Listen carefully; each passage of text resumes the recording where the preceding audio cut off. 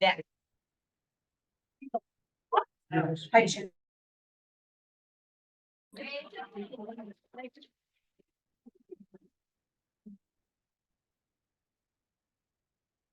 I don't know if anybody's gonna need this chair, so.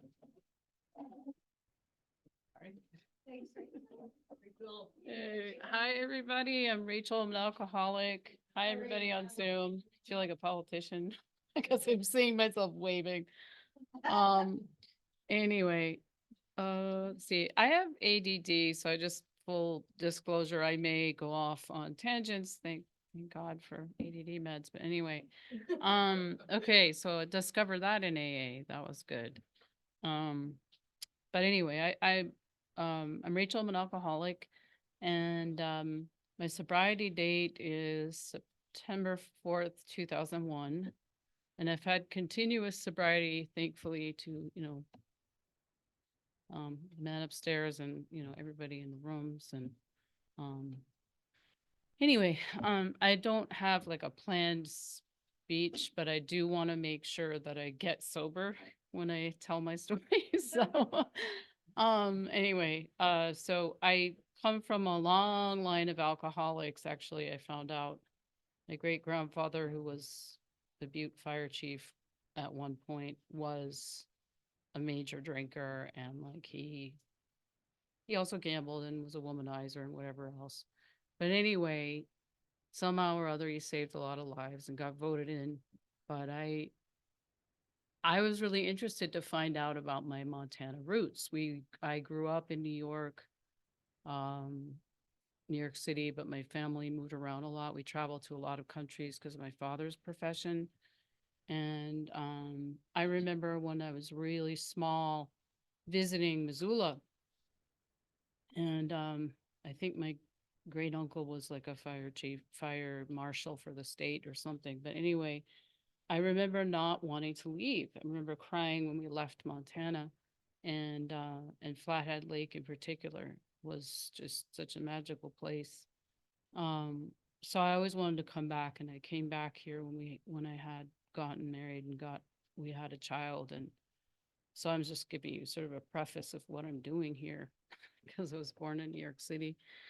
Um, but in any case, my so I think there's like 3 or 4 generations of alcoholics on both sides of my family, and so it's a family disease. And my mother, I think before I got sober, had sort of gone to Al-Anon here and there. My dad is sober, thankfully, to these rooms. I think he's like over 40 something years of sobriety. And I just remember when I was really small, having my happiest memories were running around climbing trees and just being in nature. We lived in Canada for a period of time. And I was just kind of like a tomboy. I liked to climb to the top, and was just not afraid of anything. And then when I got to, that was when I was with my family and my and my our animals, I felt safe and comfortable. But the minute you put me outside with other people, I was very, very shy, painfully shy, and I like didn't like being the center of attention. Like I just was really afraid of crowds and afraid of people. And I found out like later on, through some testing, that I may be neuroatypical, and there may be some reasons for that. I may be, on the spectrum. I don't know, but there's a lot of boxes I can check. Um, and I remember my first drink was really just going to my grandparents' 50th anniversary. It was a huge family, 27 grandchildren. I was one of the youngest, and just like feeling really uncomfortable. And it was the first time I was dressed in a dress. Like, I mean, I was like dressed up with sandals and everything, and I didn't feel comfortable because I wasn't used to this. And they had all these drinks around at the party.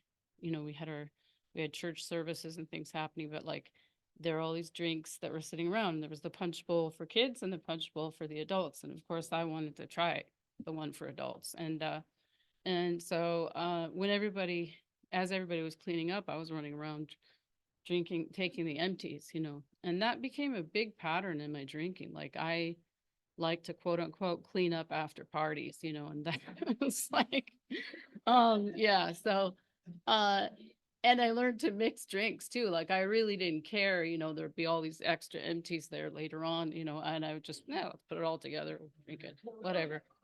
Um, but, um, but anyway, I remember that day, like my grandfather, my uncle came in, he was a doctor and he said, "What are you drinking?" You know, it was like spinning around the room and just really enjoying being drunk for the first time, really.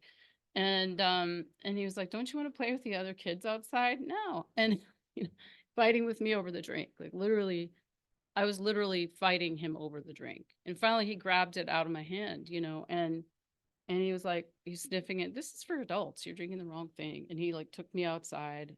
We had cake. And then I remember later on my parents, my talking, and my dad saying she's drunk. And I was over his shoulder and I have this vivid memory. I didn't know what drunk meant. But the next day I asked, "What is drunk?" You know, but but anyway, I realized about 5 years into sobriety that I really didn't need to look very far into my story to see that I really feel I was born an alcoholic.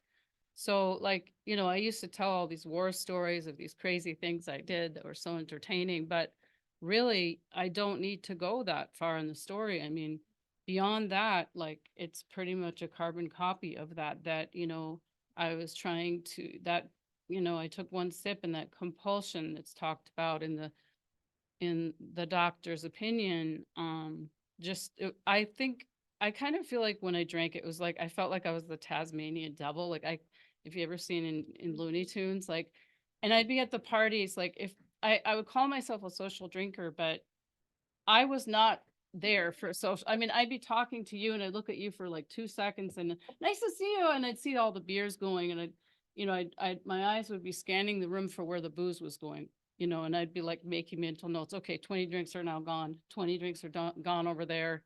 They've got all the, you know, just like insane, that obsession, you know, and I couldn't even have a conversation. I remember not being able to focus because I was so worried about not getting the booze. And so I'd go, you know, "I'll be right back." And, you know, I'd run and get another couple drinks and then I'd forget about that person. And so, you know, it definitely, like the fact that I could socialize with it definitely was, you know, self-medicating. I mean, I was able to like, my sister would call me the life of the party. She was like, "You're a social butterfly. What are you talking about?" I was like, but it was only when I drank that I could do that really.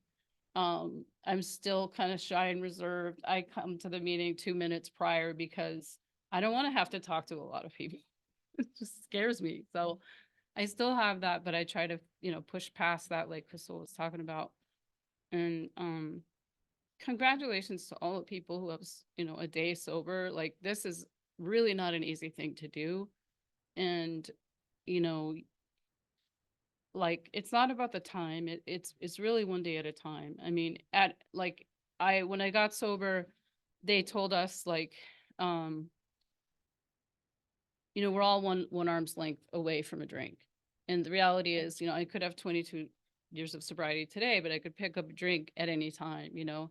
And it's that spiritual condition that I've got to maintain. And part of it for me is a balance of like, okay, I've got to pray and meditate a little bit. And, you know, like they say, trust God, clean house, and help another alcoholic. But if I'm a complete mess, I tend to, you know, retreat and not help another alcoholic so much. I'll just go into my room and do my prayers and, you know, whatever. But recently I had an experience that really, I had two experiences in AA recently that really changed my, um, like I feel permanently have changed my opinion on what I need to be doing in my program. Cause they, you know, they say, you know, if I sponsor myself, you know, ISM, like it's the alcoholism. And I used to have a guy in one of the rooms that I got sober in New York. He used to say, "It's alcoholism, not alcoholism," you know, and you know, he would remind us, as I was sitting here earlier, again, I'm jumping around, but I couldn't help thinking about all the people who I've known in AA who've passed, you know, whether it's in New York or Montana or wherever else I was traveling. And there was, I was thinking about Frank and at the zoo and Al. Al used to drive me crazy. But you know, and I always kind of felt like he had been a real lazy man, and I was irritated sometimes by him. But I miss him now when I go to the zoo because he'd always say, you know, if I haven't told you already, I love each and every one of you. And I would hear that, and that, you know, if I was down in the dumps, that would really, it would touch my heart, you know. And we have a disease that tells us we don't have a disease. And my tendency is to want to isolate. I don't notice that in myself, like because it's just my MO, right? But there's such a difference now between solitude and isolation. And I think like recognizing that in ourselves, what's key for me is having connection with other AAs, because it takes one to know one. Like there's no other, like you could have a best friend, you could have a spouse, you could have a therapist even that knows you really well, but there's nobody like an alcoholic to be able to kind of mirror back to you, hey, you're isolating right now. And this is, I just prayed to have God speak through me. So like all the stuff that's coming out, it's not at all like I have no idea why it's all coming out now. But my dad at one point was saying he I was I we had so at the end of my drinking, I was suicidal, and you know, I got sober a week before 9/11, and I'll tell you about that a little bit later. But my dad told me that a lot of alcoholics are sitting on a lot of anger, and he has sponsored a lot of people. And he told me that he feels like it's sort of like the tip of the iceberg. When we first get sober, we discover some of this anger. And recently I had an experience where I was like, oh wow, he was really right, because there's a lot of things I'm still really angry about, and I've not allowed myself to process those things or feel them and move through them. And the steps are such a great way to recognize that in ourselves. Um, but the story I was going to tell you was that before, like, we have a beautiful son, and I'm able to, thank God, because of sobriety, uh, I was able to, you know, make a pie and sit and watch a movie with my ex, and sit and have dinner with my ex, and hang out with my ex and my son, you know, and we're both sober, and we're able to have a decent civil conversation. But I know that if I were drinking, that would be impossible, A. And B, like, I mean, I wouldn't be there, you know. But my son has never seen me drink, and that's something I'm very, very happy about. Like that's extremely important to me. Um, and I know that I have a lot of friends that are sober who that they can't say that, and they have a lot of regrets, and it causes them a lot of pain. But for those of you who have that kind of, just remember that, like for me, witnessing my father get sober was so huge. And his trajectory of life, like, has changed, you know, while he's made decisions that I might not necessarily want to have made. You know, like he left my mom with 4 kids, and, you know, married, he's remarried, and I've made some judgments on some of the things that he's done. I ended up having an experience where I had to leave. And through that, I've been able to appreciate his situation and his perspective.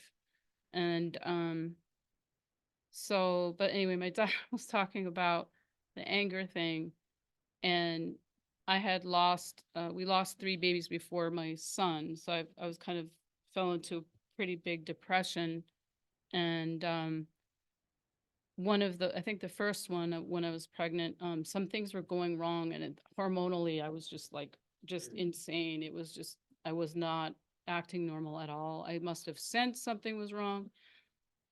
And I flipped out at my ex. Like I just like lost it. Cause in Italy, if you turn on the heat, if you're doing the dishes and somebody's taking a shower, they will scald. Like I was so paranoid that my baby would be hurt.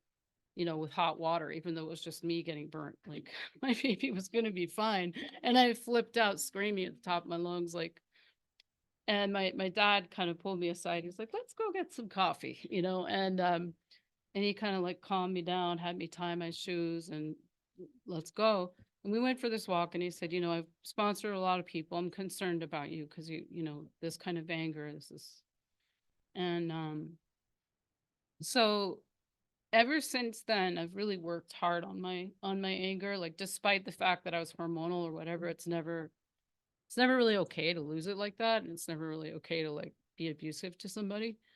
Um, so I just like have worked a lot on being more mindful of how I'm feeling so that I can, if I am angry, I take a deep breath and I go in the other room or I take a walk or I talk to somebody else or I call someone. I've learned to pause, and that's something we do in these rooms. We learn these tools for developing relationships. It talks about in the literature that we have trouble building relationships, nurturing relationships. And so like we all want this connection as humans.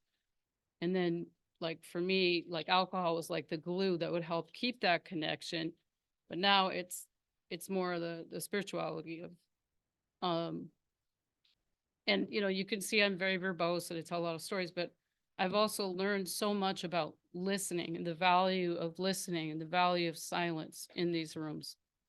Um Last night there was a man sharing who like we had a topic which was grief. And this man's share was maybe 30 seconds and it had several of us women in tears. I mean, it was just so moving. Um, and I just can't say enough about AA in terms of self-growth. It's not, okay, it's not like the be all end all, right? And none of us are perfect, but the way that AA works is pretty much like we can't do it alone, and the first step starts with the word we, right? Um, I don't know if am I supposed to be wrapping it up? Cause like I see you. No, no, no, I was Oh, okay. just, passing it out, so. Oh, okay. We have, Hi. now between now and noon, Uh, so you got 30 minutes. okay. Hi. Anyway, let's see. 30 minutes, that's a long time. Crystal, what did you do to me? Okay, let's see. Okay, so I'll go back to a little bit about my story though. So when I was a kid, there were some very traumatic things that happened and they were not addressed. And I didn't tell my parents what had happened. And so I had a lot of anger around that. And so yeah, so anyway, I remember my she had an idea that like, okay, if you guys want to drink and drug, do it at home. At least you're safe. You're in a safe place. So I had older siblings though, and I was 10 years old and I'd come home and I'd see things that I should not be seeing in our living room. We had heroin addicts, shooting up in there and like, that I'd be all curious asking about it and they'd be like, oh no, you can't do this. You shouldn't do this. But so I was like seeing them get high and watching that and finding it fascinating, but then hearing that I wasn't supposed to do it. So it was just kind of a weird childhood at that point because I was really looking for someone to look up to. So like this one woman that was a friend of my sister's, like she was basically a stripper and a junkie, and she was like my idol. I just loved her, and not that there's anything wrong with either of those things, right? But at that age, at age 10, if you're a parent, that might not be what you want your kid to aspire to, so yeah, so like there was just, I mean, I grew up really fast in New York City. It was like at that time, you could get into bars really easily. I mean, I was like 10, 11, 12 going into bars, and go with a friend, say, hey, let's order one of those one of those drinks that they used to order in the movies, you know, the 1940s movies or 30s movies. So I'd order these weird drinks that nobody made anymore. And the bartender was like, "Hey, Jack, can you come here? She ordered this," you know, and it'd be like, I haven't made one of those in 30 years, you know, or whatever. So, but we called them like the old man's bar, and we felt safe in the old man's bar because they would leave us alone. They just drink. But you know, I'd have like, I ordered 5 gin and tonics in a row one night and I got cut off. This is my very first experience sitting at a bar. I got cut off. That should be a sign, right?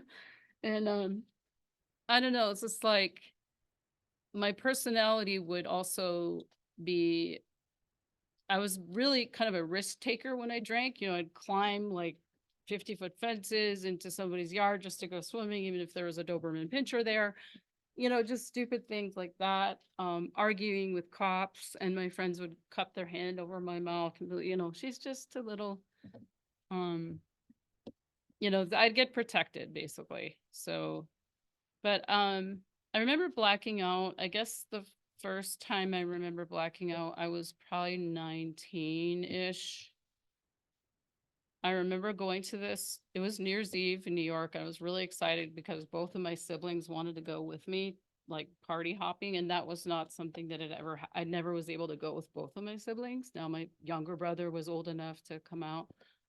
And so we were like party hopping, and my brother told me about this one party that was at this guy's house who had written the musical Hair. And I was so excited because it was supposed to be a really cool place. It was in this loft, and we went in there, and when I got there, I said to my brother had been the one telling me about this only 20 minutes prior, saying, "Come to this party, it's gonna be great." When I got there, I was like, "What are you doing here?" And he's like, "Don't you remember that I just told you 20 minutes ago to come to this party?" And I'm like, "No, I don't. I don't remember that." And so you know, I blacked out of that part of the night, getting from one party to the other. But I remember that party was just, it was so much fun. And that was when drinking still was fun for me, you know, where like I was blacking out, but I would, you know, I'd remember a lot the good times, you know, I'd remember the good times. And when whenever I would try to control my drinking, as was mentioned in this reading, um, like, you know, I'd fail at that, and then I go, "Oh well, you know, next time I'll control it better," or "Let me try to eat before," or "Let me try to, you know, drink more water in between drinks," or "Let me make sure I get more sleep this time," or "Make sure I eat a decent meal," or, you know, I'll switch from wine to beer to, you know, all those things on that list. Check, check, check, you know. And so I don't know. I remember doing the consequences for my drinking. I feel like I was protected so long that I didn't really see any consequences. When I was 14, I was also doing a lot of like smoking a lot of pot, and, you know, I would go like cop drugs for my friends. You know, I was just really didn't care if I would get arrested at the age of 12.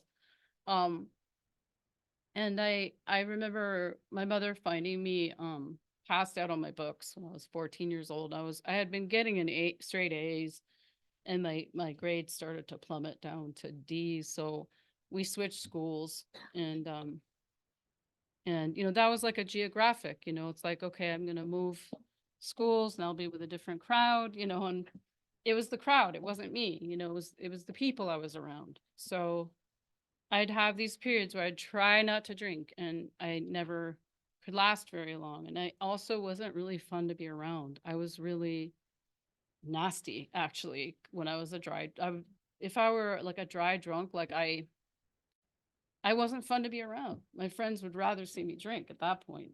So I'd get a lot of come on, have a couple drinks, you know, because they wanted to see the party side of me, right? So, I'm trying to think of what next.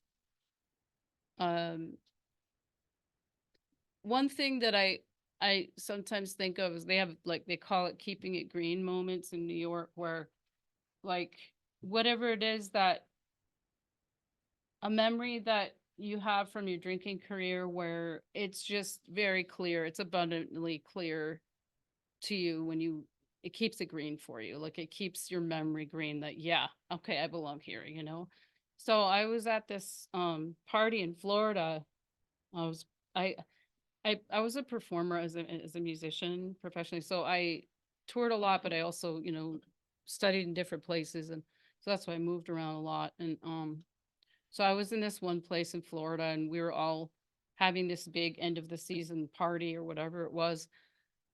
And I was at the top, I think it was the fourth floor of someone's condo or whatever, and there was a pool down at the bottom, and I was like, "Oh, cool. We could throw this furniture down there. We can and let's watch it, like let's just like a science experiment. Let's just throw these chairs down there and watch the explosion. This will be a lot of fun." So I'm there talking to my friend, I'm picking up this. And by the time I've picked up the chair, someone dove into the pool. And I was just about to throw this like as hard as I could. And in that moment, someone had decided to walk onto the balcony and stop me. Like they could have just decided to go get a drink or something else. But this person, it happened to be my boss, actually, my manager. He came over to me, was like, "No, don't do that." He grabbed the chair. I was like, "But it's going to be so much fun. It's going to be a great explosion." And he's like, "There's people swimming down there." And I was like, I could have killed someone. And it really, that should have been a wake up call, but not really. I mean, after that, I still went on my merry way, continuing to drink. I didn't drive at the time because in New York, you don't need a driver's license. If you're living in Manhattan, you don't want to drive. And I just did public transit, but I had a boyfriend that drove, and when he was doing his drinking and driving, he would often say, "I'm seeing triple, grab the wheel." And I'd be like, I don't know how to drive. Okay, I'll grab the wheel. So we're driving around like, not a very easy area. It's like, it's like, this is that night, night by Columbus Circle, where Central Park is, where the Trump Tower there is. And it wasn't there then. But anyway, he was driving and having me grab the wheel going around the circle.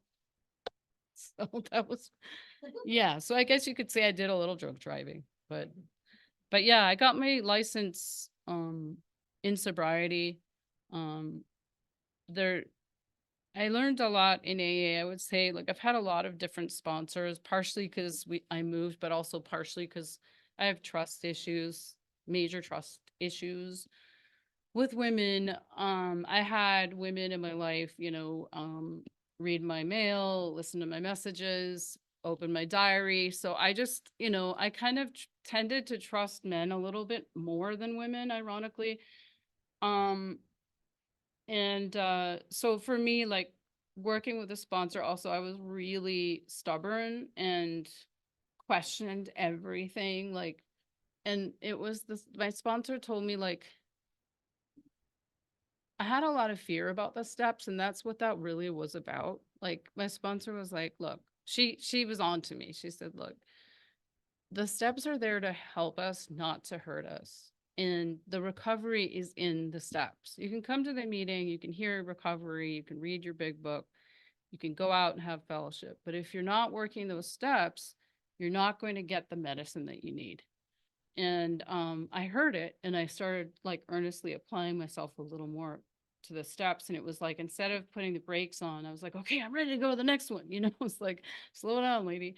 So it was yeah, so it was kind of like I'm either all or nothing, and that's kind of supposed to be classic alcoholic. Like it's like, we're gonna go rah, rah, rah. If I go to the gym, it's gonna be 6 hours, or it's like, or nothing at all. It's just like, anyway. So I don't know what I want to say. How much time do I have left?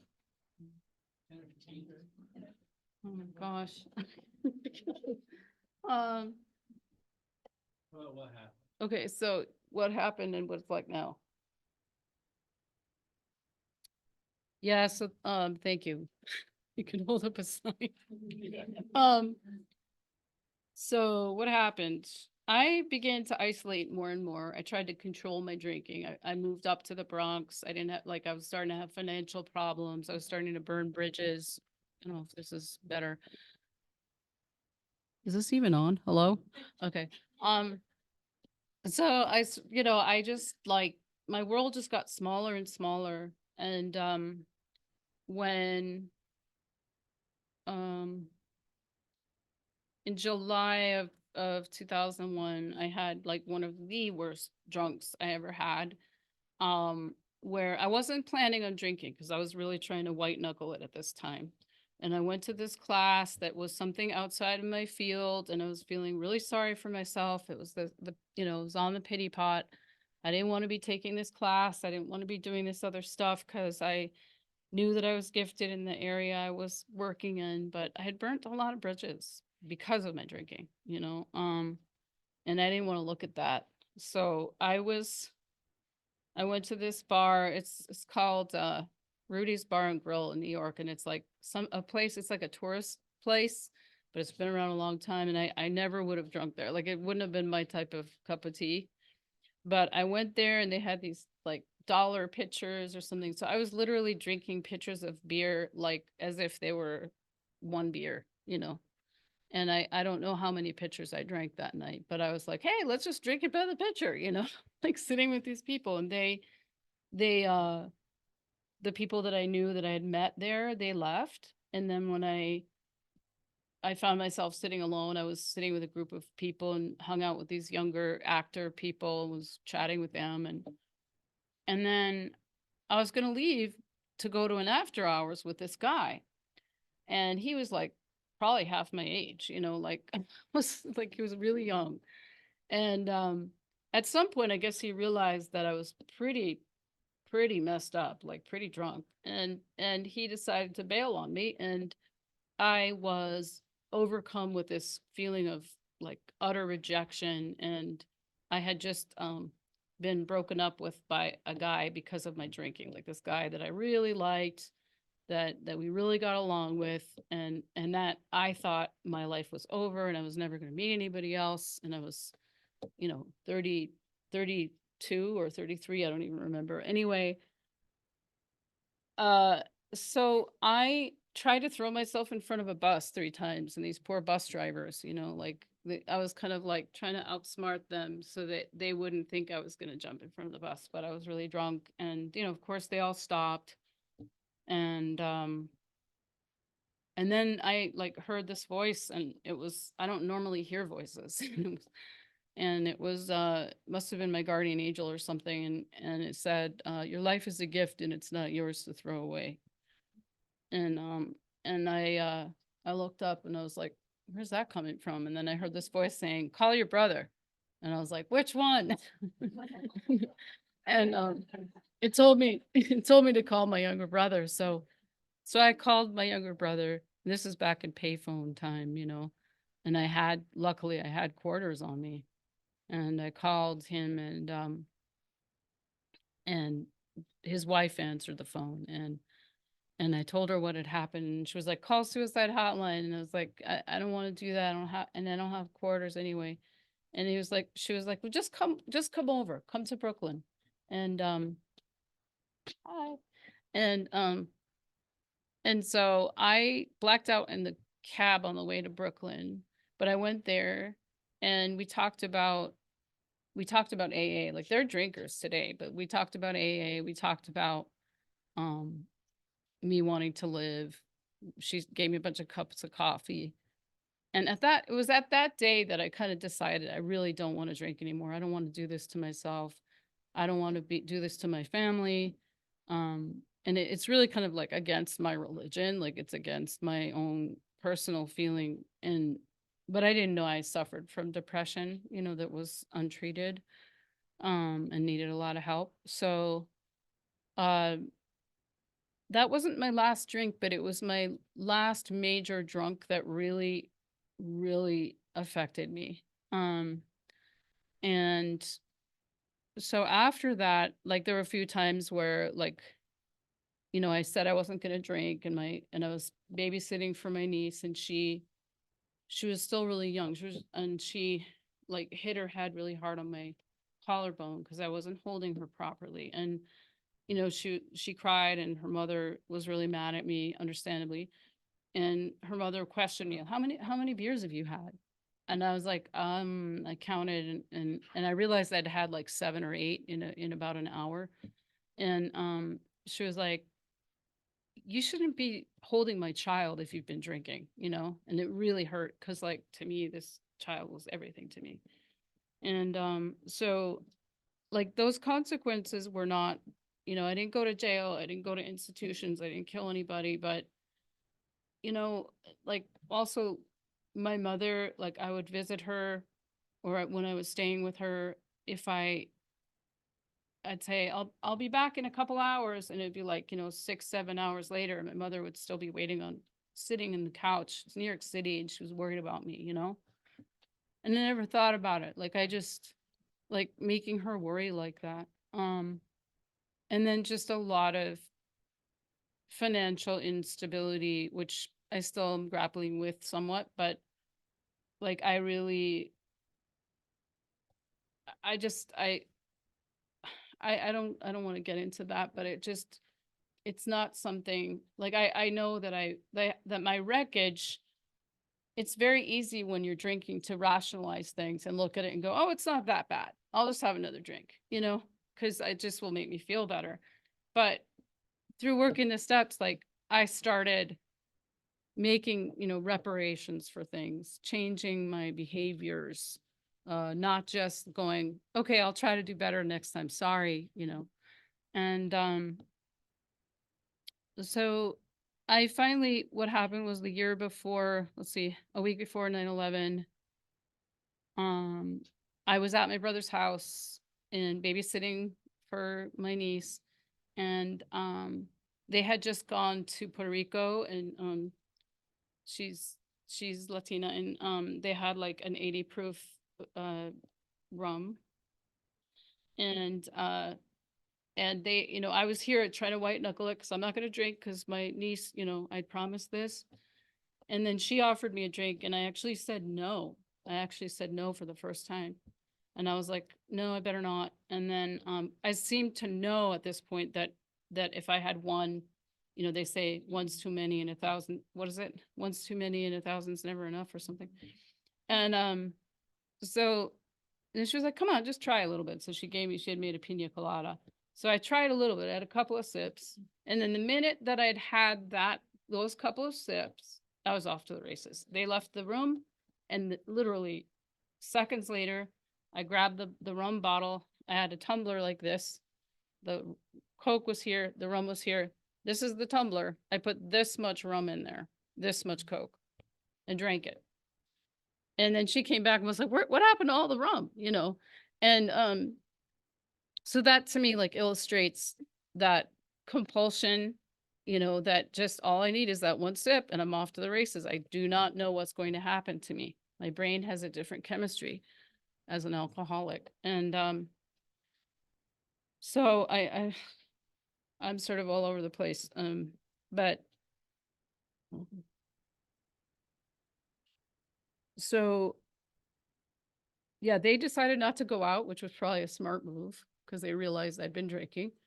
And I tried to go find this friend who had said, no, do not come meet me in the bar because it's my wedding anniversary and I want to be alone with my husband. But what did I do? No, I'm going to go find you anyway. Hi, I'm drunk. I'm going to hang out with you on your wedding anniversary. Isn't that fun? You know, I'm just going to come bother you, even though you said no. And because for me, I wasn't going to go hang out in a bar alone. Because if I hung out in a bar alone, that meant I was an alcoholic. Like I had all these definitions for alcoholism, which like dominoes fell over, you know, over the years. Like it was if you drink in the morning. No, it's if you're drinking in the bar alone, you know, no, that like, so, the rationalization stuff, like that's a huge part of being an addict alcoholic and is so interesting to me to observe my thoughts and to observe how they changed over the years. I still use rationalization, you know, for grabbing a donut or for whatever it is. But anyway, they sent me home and they were suggesting, they gave me this talk. They're like, I think you need to consider trying AA. Like, so I called AA, I called my dad.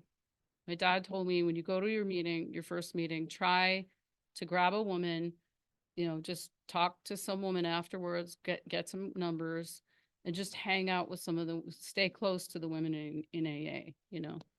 And so I went to this meeting. It was an open meeting in the Bronx, and it was a speaker meeting like this. And I sat in the front row because my dad suggested sit in the front so you can focus and listen. So I sat in the front, and this woman tapped me on my shoulder, and she introduced herself to me. And I told her, I said, my dad's in AA and he's in Rome. And she goes, oh my God, wait, he's in Rome, Italy? And I said, yeah. And she goes, I used to live there. I used to go to English speaking meetings there. It turns out she knew my dad. It's like such a small world. She's not even from New York. She's from California. Like the chances of that happening are pretty slim. And I feel like those kinds of things, that's like a God moment right there. And I'm getting chills thinking about it, because if I had chosen to sit somewhere else, I would never have gotten a chance to meet her, and she helped me a lot in my early sobriety. She wasn't my sponsor, but she was a good sober friend, and we did fellowship. The people in AA there was a lot of tough love. Like, they were like guys that would say, I pissed more than you drank and things like that. Or like, you know, sit down, shut up, and take the cotton out of your ear and put it in your mouth.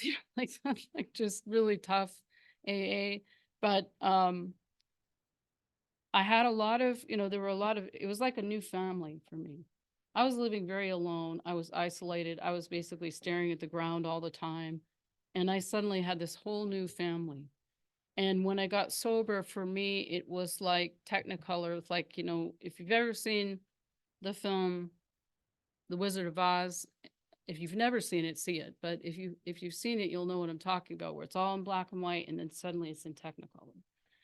And that was how I felt when I got sober, because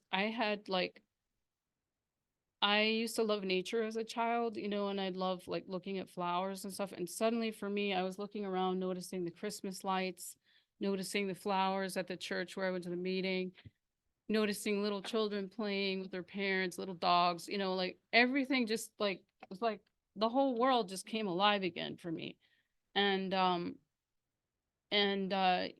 it wasn't an easy time by any means getting sober, but I had so much support. I had like Insta family, I had all these like father figures and uncle figures. And like, I went to this one meeting in the Bronx where I really needed a meeting that day. I was going to drink. Like, I was still counting days. And it turned out it was a men's meeting. And I walked in and I was like, why am I the only woman in here? And and the men were like, come in. And then this one guy was like, should we change the topic to lust? And I was like, oh my God. But these guys made me laugh. I mean, they were just so funny. And they were really tough love, but they were they were like, are you going to come back next week? They made me continue to come to that meeting. Like, it no longer was a men's meeting. And I was like, I just need a meeting on Friday mornings because I have to go to New Jersey all day and I don't have any time to get into any other meetings. I don't have a car. So they just were like, this is no longer a men's meeting. You're coming here every Friday. And they give me rides and stuff. And I'm sorry. They were really amazing people. And the thing that was so incredibly moving for me was on 9/11, I went to an AA meeting that night. I called my sponsor. I said, is there going to be an AA meeting today? And she said, yeah, of course, we have AA every day, 365. You show up, and I could not believe that there were people at that meeting. And not only were there people at that meeting, but the next day when I went to AA, there were people who showed up who were emergency workers. My first sponsor was a nurse, and she had to tell me to get another sponsor because she was working down there at Ground Zero 24/7 doing, so several of the guys, one guy was an iron worker that was digging through the rubble, and he showed up to speak and tell his story. I was amazed by him. And like, he hadn't slept in I don't know, 36 hours, and he came and spoke anyway. I was just blown away, and like he was still covered in dust. And that guy is we're still friends on Facebook. I haven't communicated with him in a long time, but he actually I was really nervous about telling my story, and he was like, "Here, come out outside. Let's have a coffee. You can tell your story now. Just practice telling it to me now." And I told him the story. I told him his story, and then he was like, "You did it. Okay, now you can go tell the group. You know, it's not that big of a deal." um so 3 minutes, perfect. Okay. Yay. uh so the gifts, I guess the gifts of sobriety, and so what it's like now. So, I mean, in sobriety, I lost, 3 babies. I started a new career. I got married. I had a boy. He's still my, apple of my eye. He's 13. I got divorced. I also went into therapy, which, you know, like AA is great, but some people need extra help, and I needed extra help. And I was very, very lucky to find somebody who is one of us. And that helped me tremendously because she could understand all of those AA, tools. And she could tell when I was being, not takes one to know one, right? So I worked for 4 years really hard on myself, like really, really hard. And addressing a lot of really painful things that had happened. And it wasn't easy, but she helped me through it. My sponsor helped me through it. And I like I'd love to say that, you get sober and life is perfect, but that's not the case. Life still will throw us curveballs, right? And I've met so many people who stayed sober through cancer, through losing their spouses, through um, having really horrific things happen. Um, and recently, I lost 3 people like in the matter of about 3 weeks, while I was starting a new job, at the same time as getting a knee sprain, an elbow sprain, and a wrist sprain. And I'm traveling on public transit, walking with all the stuff. And it was the people in AA that like I've been in Berkeley teaching like for the last since January in a temporary position. And it's been really hard because I'm running from place to place, and I have a brain injury. And I have ADD, but it's the people in the program. Like I knew no one in Berkeley, really, maybe one person. And I've made these new friends there that I feel like are going to be my friends for life. It's um and what happened was I shared at a meeting that I was really missing my son, that I had flown there for a job that fell through, that I went to this other job that's now not working out. And I was praying and praying and praying for direction from my higher power, and waiting for an answer. And I heard in these rooms like, bloom where you're planted. I also heard in these rooms, um, meditation, prayer is talking to God, meditation is listening to God. So I thought, I talk too much, so let me listen. Let me practice listening to God. So I've been trying to do that and asking for guidance. And when these things happen, I kind of took them as signs, like I'm not supposed to be there. When I felt I was catapulted, we're talking like maybe 10 feet. I hit something with my boot and went flying that way. And I could have died. And there were a couple of things that just happened that were like, okay, I don't belong here. I belong back with my son. And because we had talked about him coming to move there. But for him, like he wants to go to school here. This is where all his friends are. This is where his dad is. I don't want to take him away from his dad. And I'm just so glad finally my prayers are answered, that Montana finally allows like out of state licenses, because I have licenses in 2 other states. So my prayers are answered, and I know I'll find something. But I just decided to trust my higher power, that like I'm supposed to be with my boy, and I don't want to miss any more of his childhood. And it's just been really hard to be without him. I have to go get on a plane tomorrow and leave him again, but we have a really good relationship, and he's the biggest gift I've ever had. in sobriety or anything else. And, I don't know what I'm saying anymore. But, you know, just how many seconds do I have left? You're, Overtime? Yeah. Uh-oh, okay. All right, so I'll cut off, but, thanks for listening and stay sober one day at a time. You know, it's just one day at a time. Hi, Fred, I remember your face.